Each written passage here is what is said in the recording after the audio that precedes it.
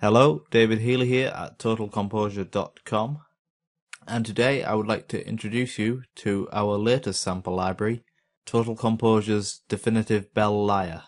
Now the Bell Lyre is a small glockenspiel, and it's often used in marching bands and parades and things like that.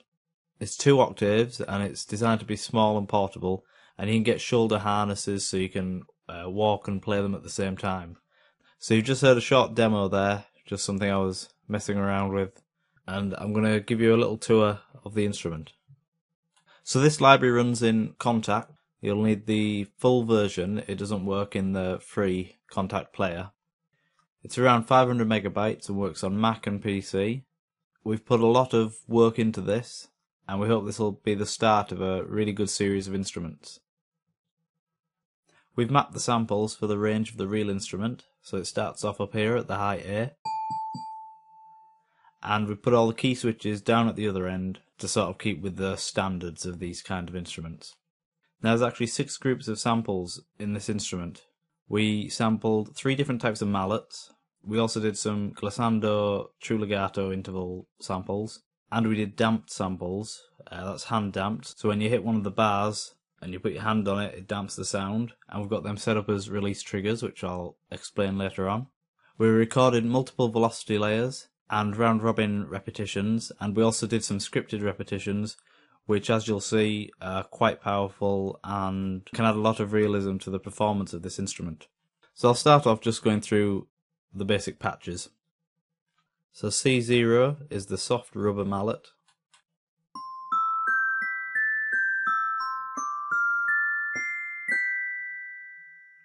And you can hear the velocity layers in there.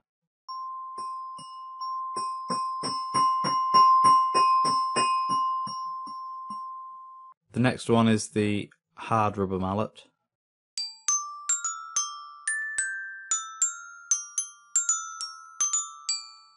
And again you can hear there's multiple velocity layers.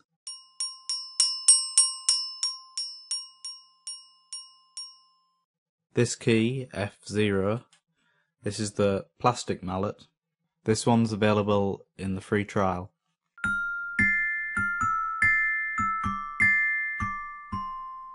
So the green key, E0, controls the damped articulations, and that's only applicable to the soft rubber mallet and the hard rubber mallet.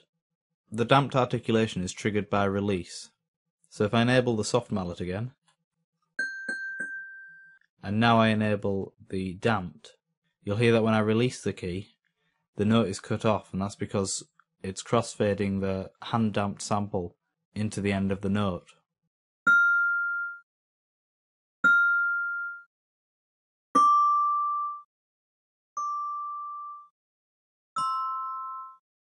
What this means is that you're in control of when the note is damped. We didn't record a fixed duration, we allow you to decide. And this is great because it adds more versatility to the instrument and gives you greater creative scope. The next thing I want to show you is the round-robin modes we put in. At the moment we're on round-robin mode 1. This means that it's just playing the recorded repetitions. So on the soft mallet there's 3 recorded repetitions. So if I play a note around the same velocity, you'll hear 3 repetitions play.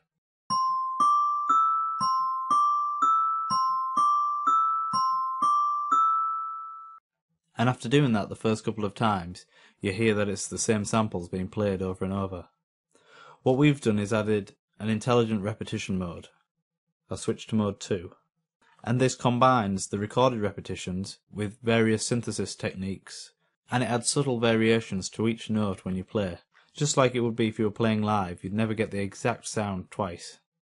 This script's been optimized for these samples, and I never find that I'm using the recorded repetitions alone. I always use this intelligent repetition mode.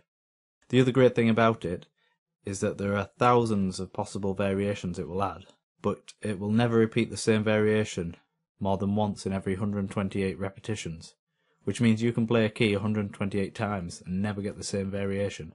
It also remembers which key you've played, so the 128 repetitions is per note. So I'll do a comparison now, and hopefully you'll hear the difference.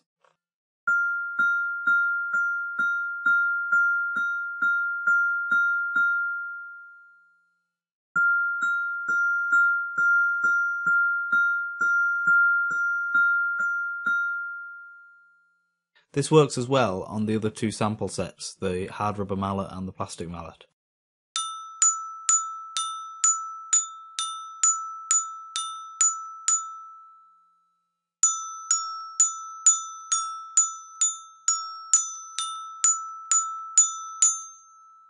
So hopefully you can see the possibilities with this. It doesn't detrimentally interfere with the sound, and if you think it does, you can always turn it off.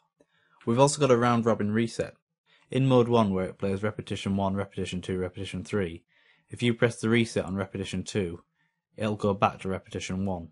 In mode 2, the repetition reset will just clear the memory of the intelligent repetition script, so you may not hear the same note twice, even if you reset it. Let's look at the glissando now.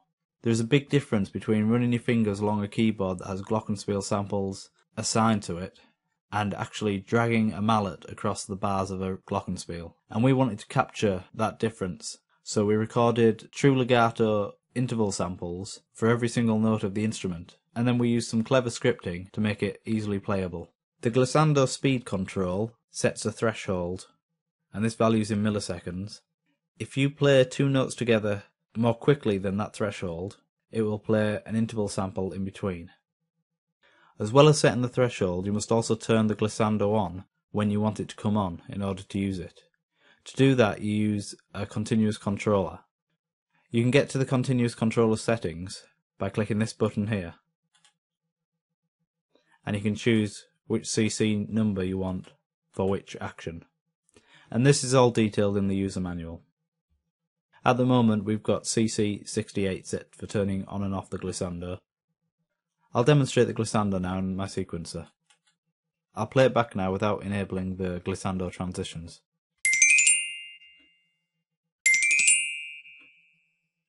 Now we'll enable the glissando. The first note in the glissando will still be hit like a normal note, and then the following notes will have the sound of the mallet being dragged across the bars.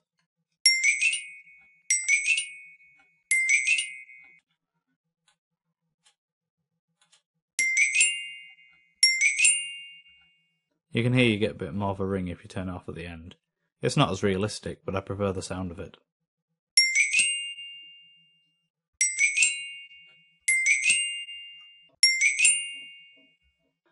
And that pretty much concludes the tour of our new sample library, the definitive Bell Lyre.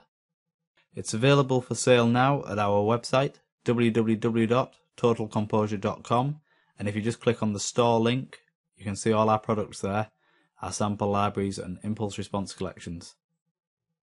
I hope you found this video useful.